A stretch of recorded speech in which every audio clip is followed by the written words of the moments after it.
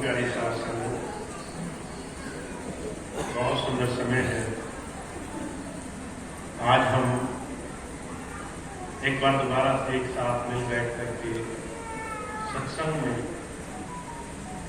संतों महापुरुषों ने जो हमें हमारे जीवन का सार देने का प्रयास किया है, उसे जीवन में समझने, जीवन में उतारने के लिए बैठे हैं। संतों महापुरुषों का जीवन में हमारे जीवन में आ जाना और हमें कोई भी बात कहना, कोई भी उपदेश कहना, यह हमारे इस मनुष्य जीवन के सही निर्माण के लिए होता है।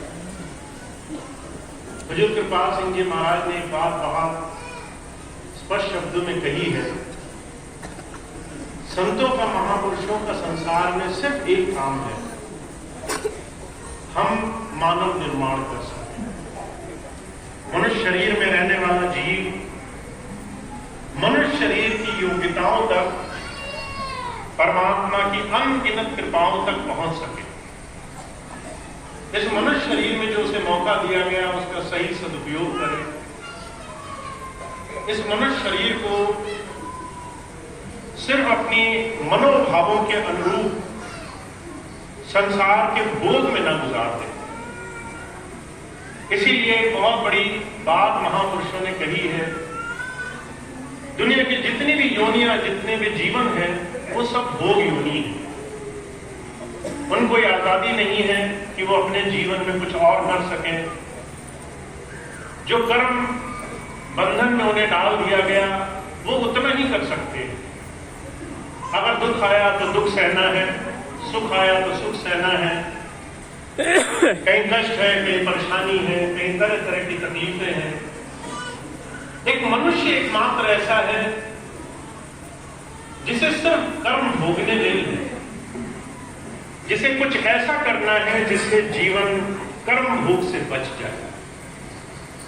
जीवन में वो ऐसे काम कर सके जिससे जीवन की सार्थकता बने। पर महाराज जी बात और कहा करते थे, आज के इस कलयुग में, आज के समय में हर एक इंसान ऐसा सच्चा जीवन नहीं जी रहा है। हर एक इंसान जो लेन देन के जगत में, जो सिर्फ संसार की भाग दौड़ में माया के पीछे दौड़ लगा रहा है, वो अपने जीवन की पूर्ण योग्यता से नहीं जी रहा है। आप फर्ज करिए, आप रोज सुबह उठते हो, दिमाग में लग जाता हो कि आज बहुत सारे काम है, वो काम करना बड़ा जरूरी है। सुबह से ही चिंता आपके पीछे लग जाए, आप नहाएं धोएं खाएं पिए, पर आपके पीछे कोई बड़ी तेजी से आपको काम करने की चिंताओं के पीछे दौड़ाया जा रहा है। मुझे ये करना है, मुझे वो करना है, ये देना है, वो देना है। और इस दौड़ से आपकी पूरी दिनचर्या ऐसे ही गुजरती रहे। बच्चों का ये कर दो, माता पिता का ये कर दो।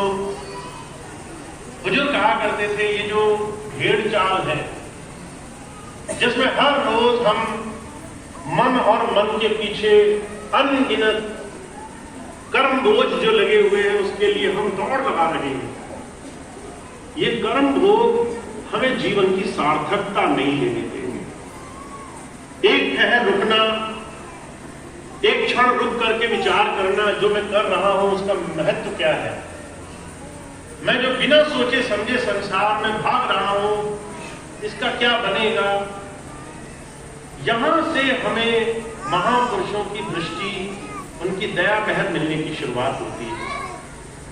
अगर आप अपने पूरे दिन की भाग दौड़ में एक क्षण के लिए रुक जाते और सोचते कि मैं बच्चों को क्यों इतना डांट रहा हूं, मैं काम के पीछे क्यों इतना दौड़ रहा हूं, मेरे लिए ये मुकदमेदारी क्यों इतनी जरूरी है, मेरे लिए घर की छोटी छोटी चीजों के लिए चिंताएं क्यों इतनी जरूरी है, तो आपको एहसास होगा ये वो मन अंदर बैठा है जो आपको सोचने तक की फुर्सत नहीं देता। ये वो भोग वृत्ति है कि जो हमारे अंदर भर गया, हम उसके लिए दौड़ रहे हैं। ये भोग वृत्ति संत तोड़ना चाहते हैं। वो हमें 2 घड़ी रुक करके जीवन की तरफ सोचने विचारने के लिए, जीवन के हर एक काम में विचार करके उसके महत्व को जानने के लिए एक रास्ता देना चाहते हैं। अब ये रास्ता हम कैसे समझेंगे? मुझे स्वामी जी की एक बात बड़ी अच्छी तरह से याद है। एक बार संगीला आश्रम में स्वामी जी बैठे थे, सत्संग दूर समाप्त करके आए। कुछ दिन स्वामी जी आश्रम रुका करते थे। स्वामी जी आश्रम में रुके हुए थे, कार्यालय के काम चल रहे थे। कोई भाई आए बड़े परेशान, स्वामी जी से मिलने पहुंचे, कहने लगे मैं बहुत दुखी हूं, मैं अपने शरीर से, अपने जीवन से परेशान हो गया हूं, आत्मदाह करना चाहता हूं, मुझे अब नहीं जीना है। स्वामी जी कहने लगे क्यों इतना परेशान हो? तो वो भाई अपने घर से, तनाव से, जीवन की हजारों परेशानियों से दुखी था। स्वामी जी कहने लगे अगर तुम एक बार ये सोचो, तुम्हारे सारे जीवन को परमात्मा ने चुन चुन करके रचा है। जैसे कोई बेशकीमती चीज कोई इंसान बड़ी एक एक दाने दाने करके चुनता है, रचता है, वैसे परमात्मा ने तुम्हारा जीवन रचा है। हर एक चीज, हर एक रिश्ते, हर एक नाते, हर एक संबंध का कोई महत्व है। हर एक इंसान तुम्हारे जीवन में ऐसे नहीं आ गए, उसके पीछे एक बहुत बड़ा परमात्मा ने राज छुपा रखा है। अगर तुम समझ लो कि हर एक काम तुम्हें कुछ बनाने के लिए है, तुम्हें अपने जीवन के महत्व को और समझने के लिए है, तो तुम्हारा जीवन दुख का कारण नहीं रह जाएगा। तुम इस जीवन को त्यागने के बारे में नहीं सोचोगे। इस जीवन में मैं क्या अच्छा कर सकता हूं, इस बात को समझने के लिए प्रयास करोगे। तो आज मैं आपको कुछ इसी महत्व को समझाने का प्रयास एक बहुत बड़े पर्व के आधार पर करने की कोशिश करना चाहता हूं। अभी हमारे सामने दिवाली का एक पर्व आने वाला है। दिवाली का पर्व हिंदुओं में सबसे बड़ा पर्व माना गया है। कारण क्या है? हम कहते हैं उस दिन भगवान राम वो बुराइयों पर विजय प्राप्त करके अपने घर वापस लौटे। लोगों ने खुशी मनाई, और जब खुशी मनाई तो उन्होंने तरह तरह से दीप जला करके इस दिन को मनाया।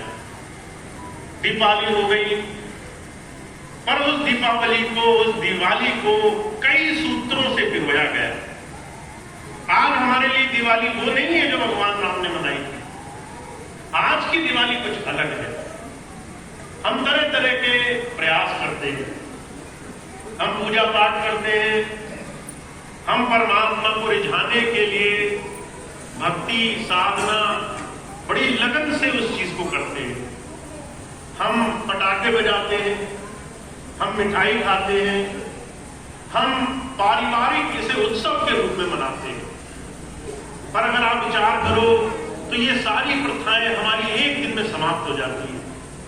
एक दिन मीठा खाया, अगले दिन वही पुराने, वही ढाक के 3 पास, जैसे पहले थे वैसे हो गए।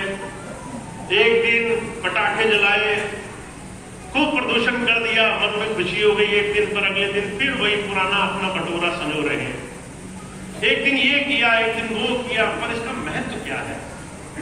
आज एक छोटी सी चीज जानने की कोशिश करेंगे। जब तक दिवाली है मैं प्रयास करूंगा आपको एक एक महत्व के बारे में बताता रहूंगा। आज पारिवारिक महत्व को समझते हैं। परिवार दीपावली में एक बहुत बड़ा केंद्र बिंदु रखा गया है। एक पारिवारिक उत्सव है। सारा परिवार इकट्ठा होगा, मिलेगा, सब लोग साथ बैठेंगे, खुशी मनाएंगे। पारिवारिक उत्सव हम इसे मनाते हैं। पर परिवार ये हमारे और आपके लिए इतना विशेष क्यों है? अगर आध्यात्मिक दृष्टि से देख लिया जाए तो बहुत से लोग कहते हैं ये सारी चीजें तुम्हारे कर्म भोग के साधन है, लेना देना है इसलिए तुम्हारे साथ लगे हैं। पर परिवार एकमात्र ऐसी संस्थान क्यों है जो हमारे जीवन में हमारे सबसे नजदीक रहता है? अगर आप 50-60 साल जिए तो आप हर एक इंसान इंसान से अलग अलग तरीके का संबंध रखोगे।